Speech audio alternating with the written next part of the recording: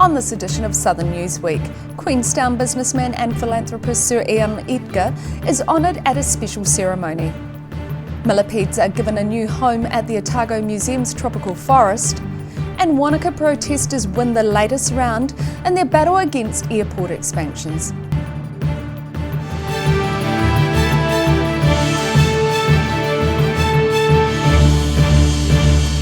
Kia ora, good evening, I'm Melissa Barton.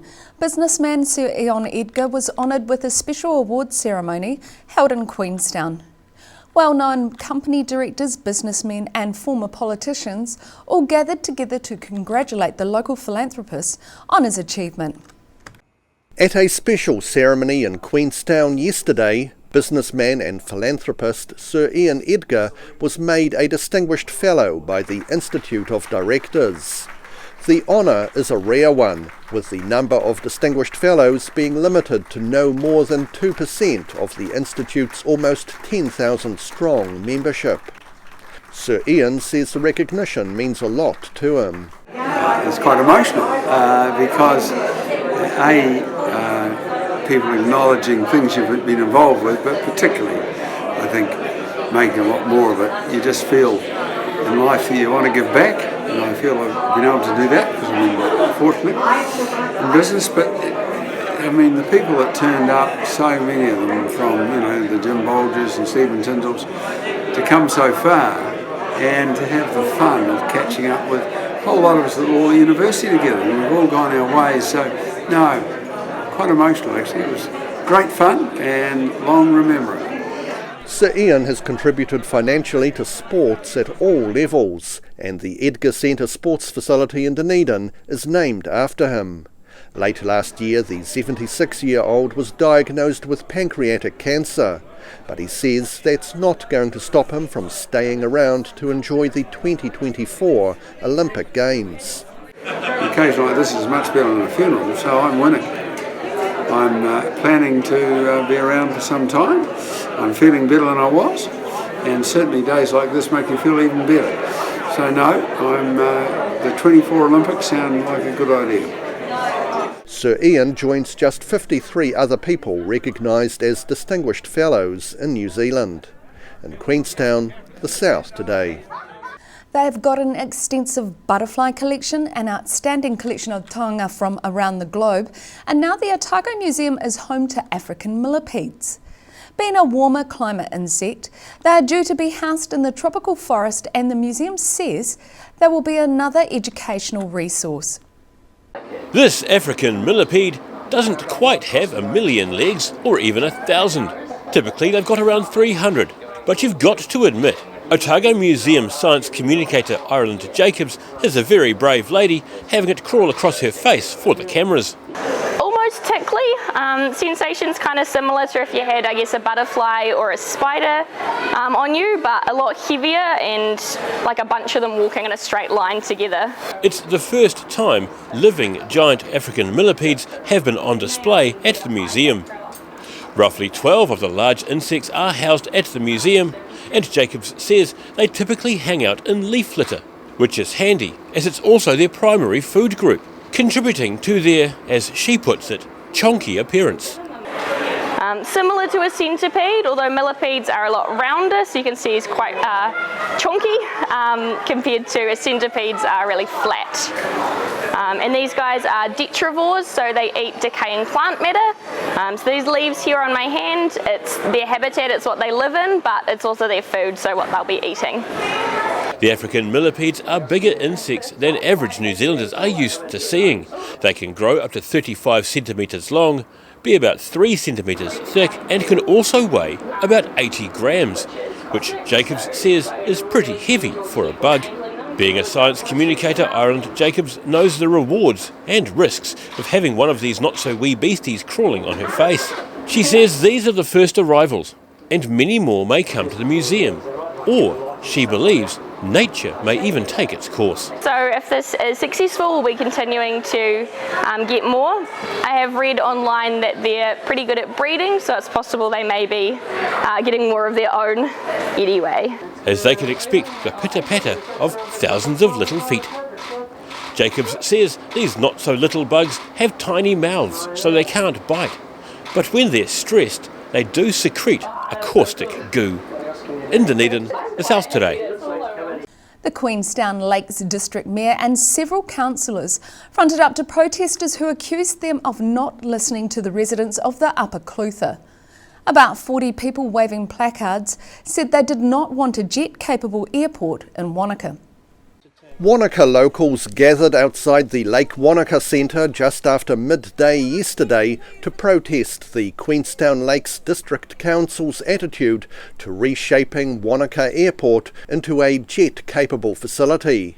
Protest organiser Anna Simmons says a recent High Court decision confirms the council needs to focus more on listening to the public. When we felt uncomfortable about the consultation process, the High Court has reinforced our discomfort, and we really want to start from a clean slate, start again.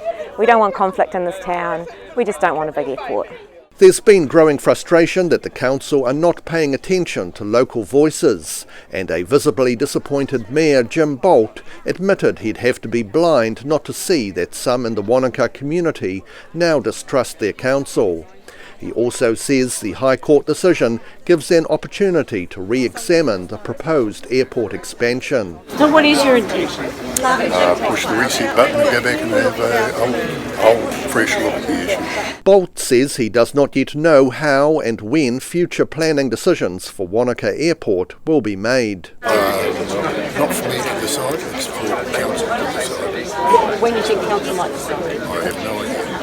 When's it going to be on the agenda? I have no idea. We've only just received the decision. We've yet to further consider it fully. Simmons says the protesters' objections to the airport expansion are more than just about noise and bother for local residents, with larger issues also being at stake. The point of this is just to highlight the ridiculousness of aiming for increasing airport emissions during a climate and ecological crisis, which we are definitely in the midst of now. In Wanaka, The South Today. A Dunedin musician who's taking part in a reality TV series says he wants to make his city proud. And it seems he has, as he's in the final countdown. 21-year-old Dunedin-based musician TJ Zimba has made it through to the top 9 in a reality music show called Pop Stars. It's the first time the concept has been revived since 1999, when girl group True Bliss was formed.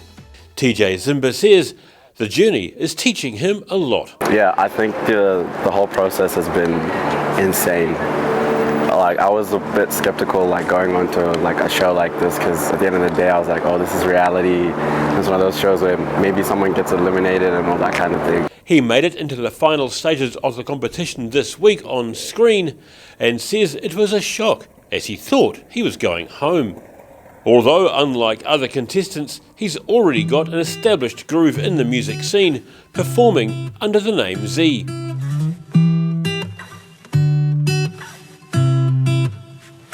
You told me, do, re, mi. I know that I have like a career outside of the show, whereas in most people in shows like this usually just disappear.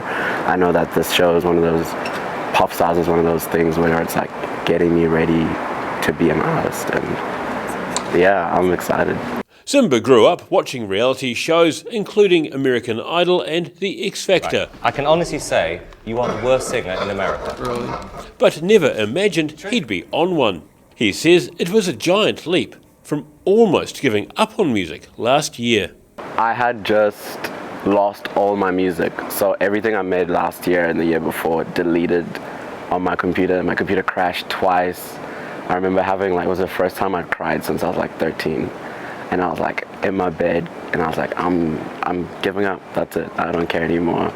And like with all episodic reality TV shows, it's filmed ahead of time. And like the others on the show, he's been sworn to secrecy. If he hasn't won Pop Stars, he's always got his own music, or even his physiotherapy studies at the University of Otago. Either way, he hopes to make his city proud. In Dunedin, The South Today. Still to come on Southern Newsweek, a Dunedin wildlife filmmaker wins a prestigious international award. And part of the Lake Hawea foreshore is replanted with native trees, so catch this and more after the break.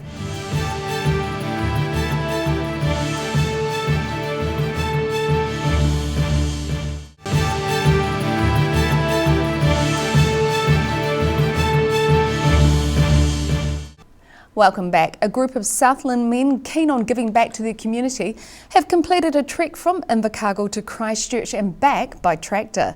Taking just over 24 hours, it was a fundraiser for the local charity hospital. Only just 24 hours after its departure, this reliable 1983 Massey Ferguson tractor arrives back in Invercargill, having trekked almost non-stop to Christchurch and back. While the tractor was only turned off at refuelling stops, several drivers were required so that no one got exhausted. What we did is we split the team into two groups, and so each group did half the trek up each and then half the trek back. So that enabled the second group to actually have a bit of a sleep and catch up on some rest. The idea for the trek came out of an initial plan by the Thornbury Vintage Tractor and Implement Club to buy a fundraising brick for the Southland Charity Hospital. They sort of thought, well, instead of buying a brick, why not do this? This is a great means of raising a lot more money for the charity hospital and having fun along the way. Fraser Pearce says when they reached Christchurch, they were given a quick tour of the Christchurch Charity Hospital, which is the only other charity hospital in the South Island, and what the Southland one is going to be modelled on. And so just to see what they have done up there and what's possible down here and the kind of services that could be offered, to me it was a real insight. And I had no idea what sort of things they were going to be doing. I knew they were going to be starting with colonoscopies, but the other services that they can provide to those who otherwise can't afford it, or the health system lets them down. I think it's a really, really good cause. People are still welcome to donate to the Tractor Trek fundraiser through their website at tractortrek.co.nz or by texting the word tractor to 4644 to give an automatic $3 donation. In Invercargill, the South Today. A Dunedin filmmaker has won an impressive accolade at the 2021 International Wildlife Film Festival Awards. And the fledgling filmmaker is rapt, saying it could lead to more opportunities. Dunedin filmmaker Tegan Good got a pleasant surprise recently, leading to an impromptu celebration. We did have sushi and gin and tonics for dinner. Her reason for celebrating was an email which arrived in the middle of the night from the USA, telling her a short film she'd produced won the Best Short Film category in the 2021 International Wildlife Film Festival Awards. It's the first time in the festival's 44-year history a film outside of the USA has won the award. Because I was expecting an email about something else, and I was looking at it going, wait, this is an email I was expecting, and then I realised what it was saying. I was just really stoked. Told Tom and celebrated. Tegan Good has a love for animals and the environment and says the film Nest 38 began as a passion project but managed to attract funding from Outlook for Someday, an organisation who funds all genres of film with a focus on sustainability. The retrospective funding meant people who worked on the film would get paid. She says being an award-winning filmmaker could open further career doors. It'll be a really good thing to say that I have this almost qualification or thing that can prove that I can make films to a certain quality and a certain standard, so it'll hopefully help with my future projects and getting them done. The film is about a pair of New Zealand native banded dotterels, also known as small plovers, and their attempt to defy the odds to raise their chicks on Kaikoura Beach. Every time I opened up my phone, there was another bird death or a chick failing to hatch, or, every time it was cats eating the nest, hedgehogs eating the eggs, a dog attack, humans walking through the nest and destroying it, four-wheel drives. It was just like every single angle. Tegan Good says anyone can apply for Someday Stories funding, providing their project has a focus on sustainability and the creators are 29 years old or younger. She says Nest 38 has been entered in other festivals, but she's not likely to hear for about a year. In Dunedin, the South Today. The new owners of Lake Hawea Station are turning back time while facing the future. The Ross family aim to return their foreshore of the lake back into the native bush that would have existed before European settlement. Lake Hawea Station has been undergoing an ecological revamp since Finn Ross's parents bought the 6,500 hectare run 4 years ago. About 14,000 native trees and shrubs, cultivated from seed sourced locally, have been planted to create a 30-metre wide corridor along the lake foreshore from Timaru Creek back to Hawea Township. A lot of kowhai, beech, coprosma species, kānuka, all the species that were here, but before we came and burnt the forest down in this area a few hundred years ago. Helping out with the planting program are volunteers from Wanaka, who only just last week planted yet another 2,000 trees. They're already noticing an increase in native bird life, but Ross says there's other native species to be taken into consideration. Also got some significant work underway on our biodiversity protection for the ground skinks, native falcon, Hebe cuprocedioides, which is a really rare mountain shrub, and the Clutha flathead galaxid, which is New Zealand's second most endangered fish. While the Ross family are only a few years into the ownership of the land, they're well on their way to their goal of having a farm that's 10 times carbon positive. The majority of our emissions are our stock, so the main part is, ultimately we've got to try and reduce our methane by a bunch of, better farming practices ultimately, and maintain the planting and regeneration as we go forward here. As well as native plantings, the station has replaced about 80 hectares of grassland with a more regenerative pasture, using a variety of plants such as quinoa, broccoli leaf, peas, kale and sunflowers, all maintained without tilling the land. So the reason we're putting in a lot of our regen pastures is threefold: sequester more carbon, diversity for animal health, and also to reduce runoff. So the more diverse pastures, that they won't be grazed back to nothing. There'll always be a bit of vegetable matter there, which will alleviate runoff. The long-term goal is to see some of the station eventually covered in forest, as it would have been several hundred years ago. At Lake Hawea, the South Today. Still to come on Southern Newsweek, a Queenstown Gallery sells flowers and taxidermy items, and Dunedin bus stops get decals celebrating local authors. So see you after the break.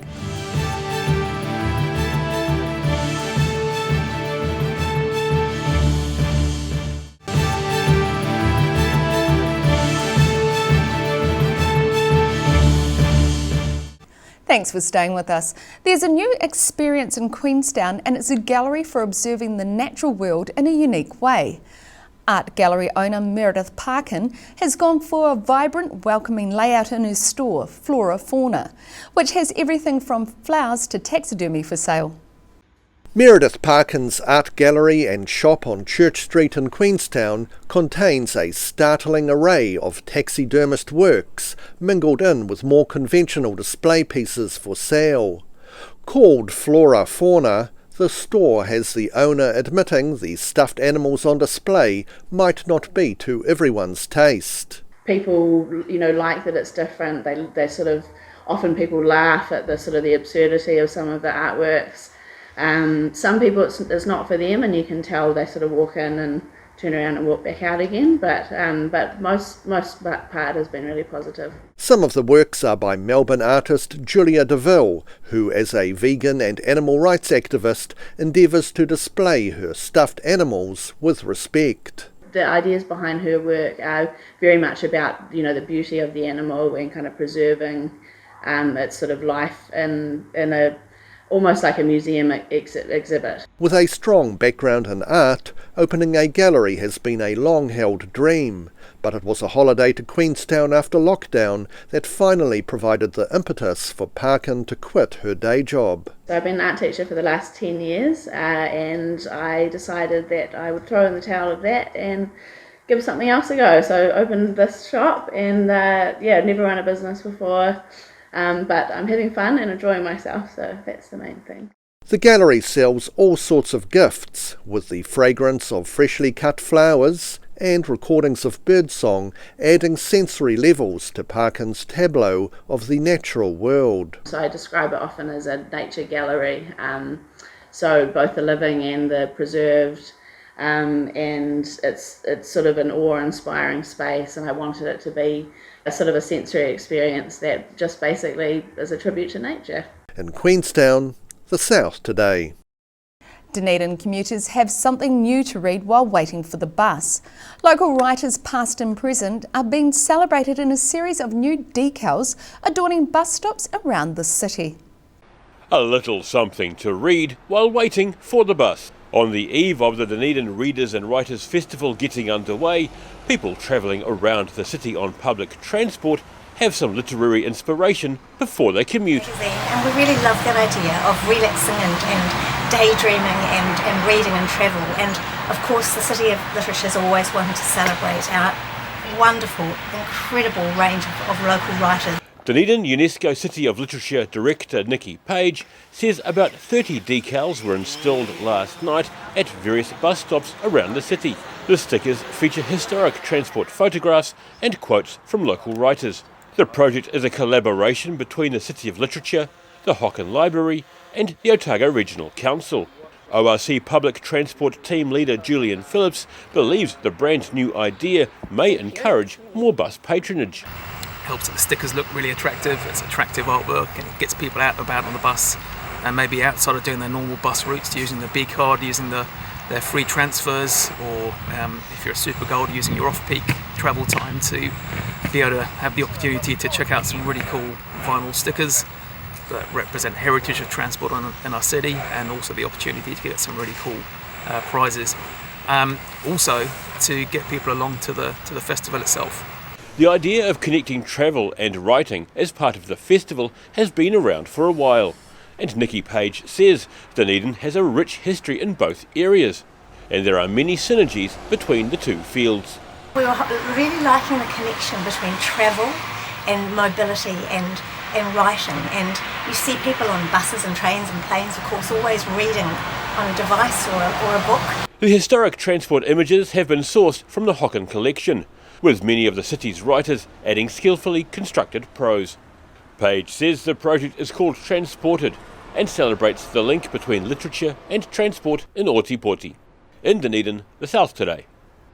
Super Rugby will return to Queenstown for the first time in more than a decade, when the Highlanders play the Melbourne Rebels at the end of the month.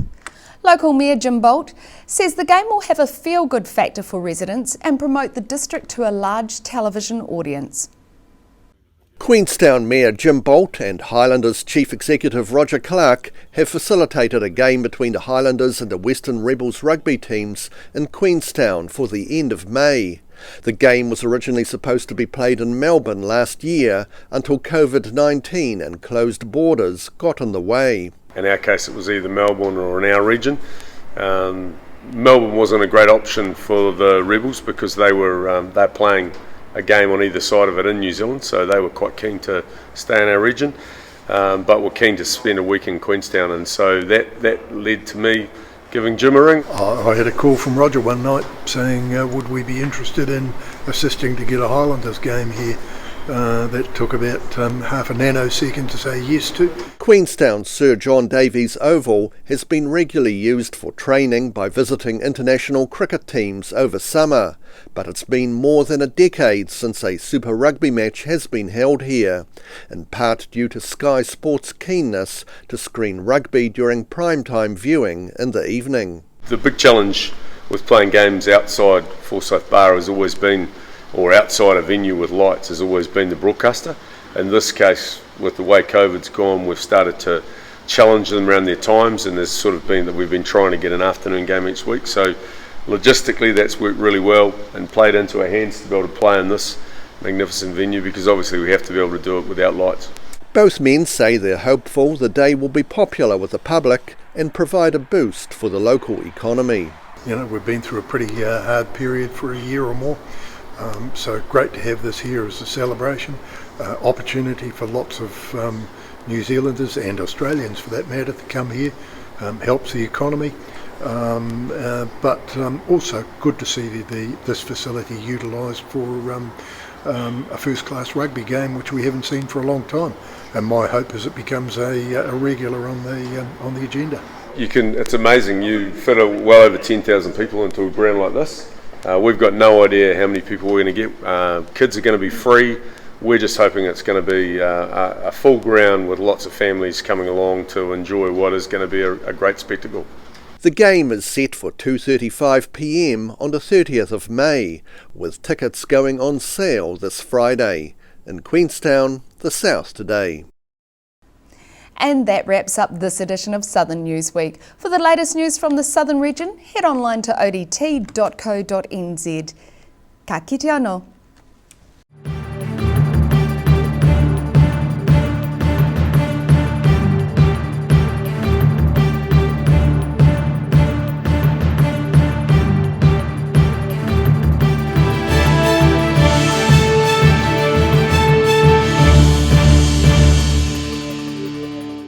Supporting local content so you can see more of New Zealand on air.